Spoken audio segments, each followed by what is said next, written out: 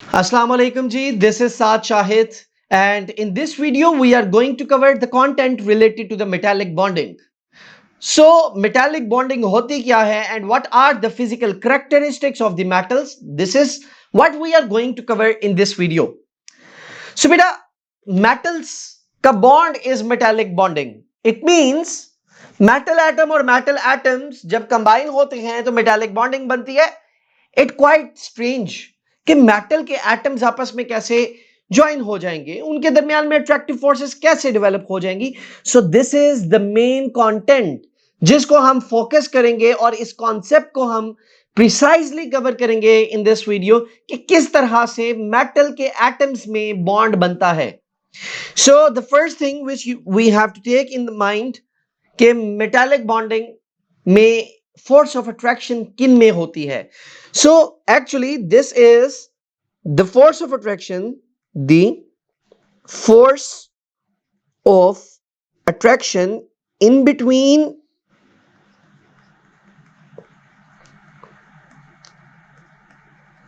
The metal cations. ये बड़ा important point है. In between the metal cations and delocalized electrons and delocalized electrons या free electrons भी कह सकते हो आप इसको, मोबाइल इलेक्ट्रॉन्स भी कह सकते हो, सी ऑफ इलेक्ट्रॉन्स भी कह सकते हो. These are the different terms which examiner is using in the marking scheme, जो कैम्ब्रिज यूज करता है मार्किंग स्कीम में.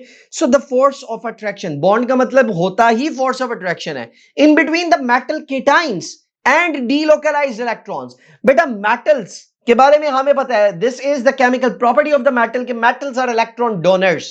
Metals are electron donors. जो मेटल्स होते हैं they are electron donors. So metal has tendency to lose an electron. So metals are electron donors. So जब metal अपने electrons को डोनेट करता है it will carry a positive charge on it. तो metal becomes a cation और free electron जो move करता है वो उसकी सराउंडिंग में ही होता है. ठीक है, अनटिल और अनलेस कोई दूसरा एटम आके उसको अट्रैक्ट ना करे. So when we are talking about any metal, for example we have iron metal या सिल्वर मेटल.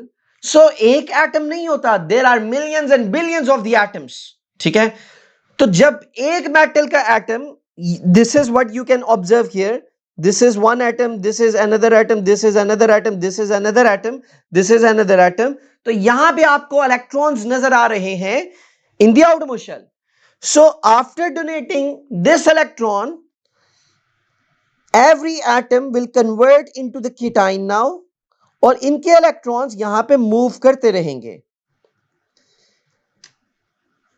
So interestingly ये जो केटाइंस बने हैं, there is no single cation. बहुत सारे एटम्स हैं तो बहुत सारे केटाइंस भी बनेंगे एंड इलेक्ट्रॉन्स जो मूव कर रहे हैं दे आर मूविंग फ्रीली. ये सिर्फ एक स्ट्रेट लाइन में मूव नहीं करेंगे, ये किसी भी डायरेक्शन में मूव कर सकते हैं. सो दिस इज द थिंग जो कि यहां पे अट्रैक्टिव फोर्स डेवलप करवा देगी. सो actually this is the first electron जो कि अट्रैक्ट हो रहा है इस केटाइन पे. ये इलेक्ट्रॉन इस केटाइन की तरफ भी अट्रैक्ट हो रहा है, ये इलेक्ट्रॉन इस केटाइन की तरफ भी अट्रैक्ट हो रहा है, ये इलेक्ट्रॉन इस केटाइन की तरफ भी अट्रैक्ट हो रहा है. सो electron, one electron is attracted towards the other cation और जब आगे मूव करेगा इसी तरह से आगे आगे आगे मूव करता रहेगा. इलेक्ट्रॉन दूसरे केटाइन की तरफ अट्रैक्ट होगा, फर्दर अगले केटाइन की तरफ अट्रैक्ट होगा. In this way electrons are in the flowing way. ठीक है, सो यहां पे आपको इलेक्ट्रॉन्स नजर आ रहे हैं जो कि यहां पे फ्लो करते जा रहे हैं and this is the property of the metal जिसकी वजह से वो कंडक्टर्स कहलाते हैं. अगर इलेक्ट्रॉन्स मूव ना करें तो metals can not conduct electricity, metals can not conduct heat. So this is the major concept जिसकी वजह से मेटल्स को हम कंडक्टर के तौर पे कंसीडर करते हैं because they have free moving electrons, delocalized electrons, mobile electrons हैं. So in the structure of the metal, ये है अब आपके पास मेटल का structure where we are observing delocalized electron. Sometime examiner इसी तरह से क्वेश्चन आपसे पूछता है कि लेबल करें जी इस डायग्राम को. सो आपको पता होना चाहिए इलेक्ट्रॉन्स हैं and this one is cation.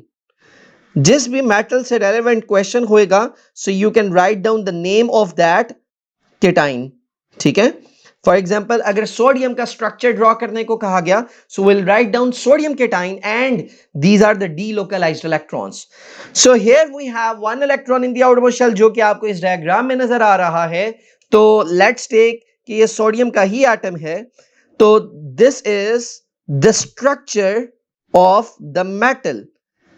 एक मेटल के स्ट्रक्चर में we observe two things. The first one is the metal cation,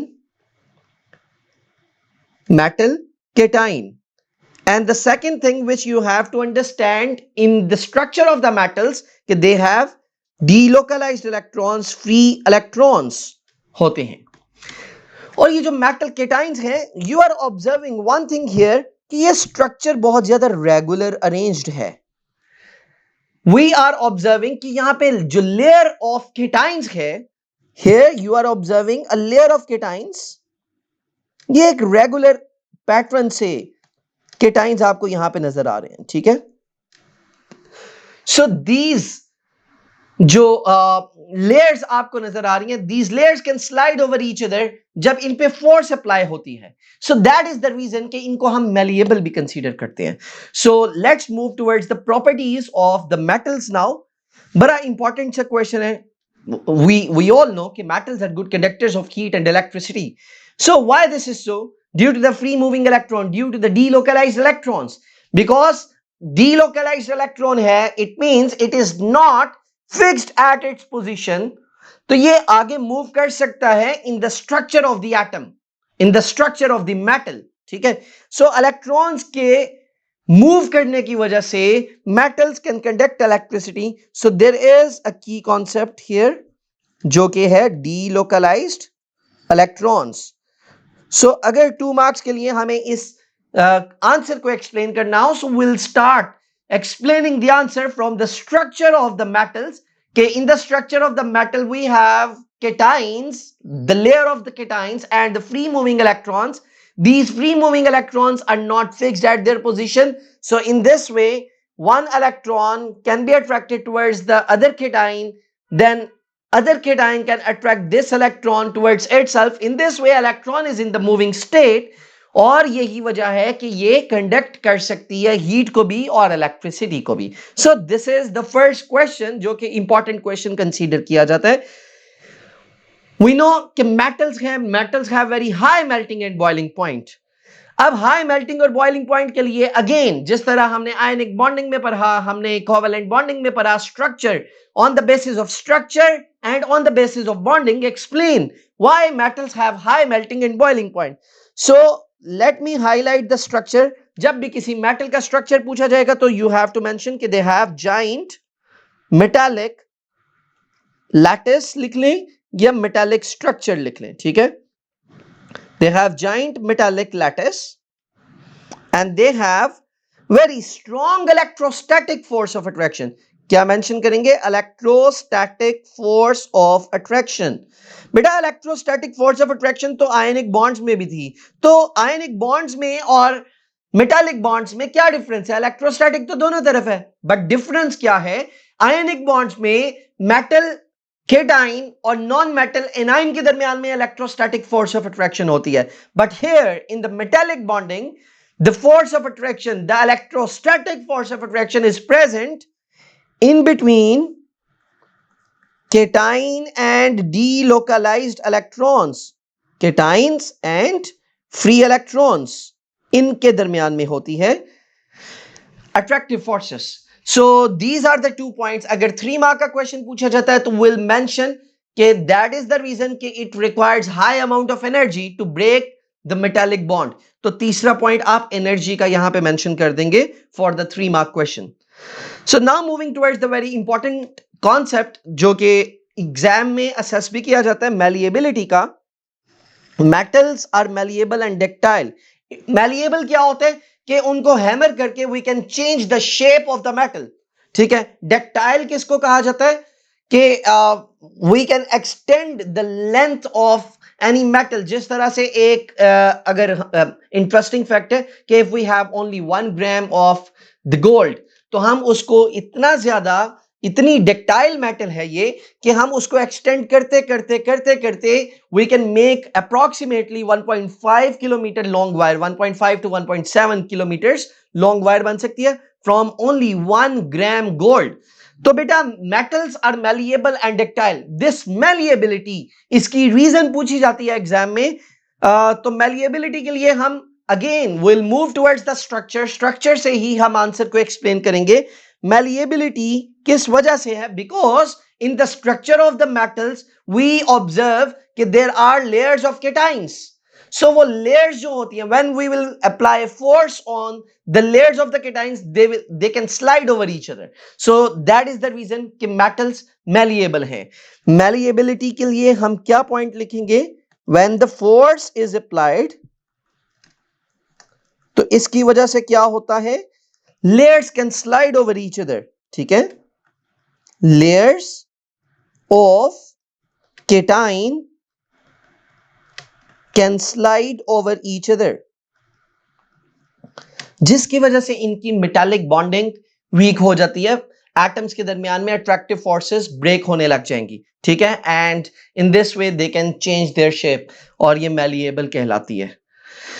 सो इसी से रेलेवेंट क्वेश्चन 2018 में भी आ चुका हुआ है, डिफरेंट इयर्स में मैलिएबिलिटी से रेलेवेंट, मेटल्स के हाई मेल्टिंग और बॉइलिंग पॉइंट से रेलेवेंट, और कंडक्टिविटी से रेलेवेंट क्वेश्चंस रिलेटिवली बार बार असेस किए जा चुके हैं। और अगर आपसे मेटल्स की फिजिकल प्रॉपर्टीज पूछी जाए तो you can write down these 3 points. अगर केमिकल प्रॉपर्टी पूछी जाए कि किसी भी मेटल की कोई भी केमिकल प्रॉपर्टी बता दो, so we observed the chemical property at the top कि metals are electron donors, metals are electron donors। तो this is the chemical property, और ये तमाम हमने physical properties को डिस्कस किया। Let's have a look on the past paper question now। So as you can see here, lead is an excellent roof material जो कि mention किया गया। It is malleable because lead is a metal and resistant to corrosion। Lead rapidly become coated with basic lead carbonate, which protect it further from corrosion. Further corrosion, lead has a typical metallic structure, which is a lattice of lead ions surrounded by a sea of mobile electrons. This structure is held together by attractive forces called metallic bonding. Explain why there are attractive forces in the metallic structure.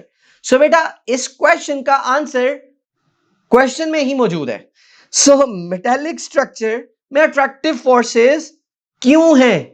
Because in the structure of the metal, lead metal के structure में there are lead cations and there are free delocalized electrons. Delocalized electrons are negatively charged species and the cations are positively charged species. So in this way opposite charges attract होंगे and electrostatic force of attraction उनके दरमियान में develop हो जाती है। So these are the 2 points which you have to explain here.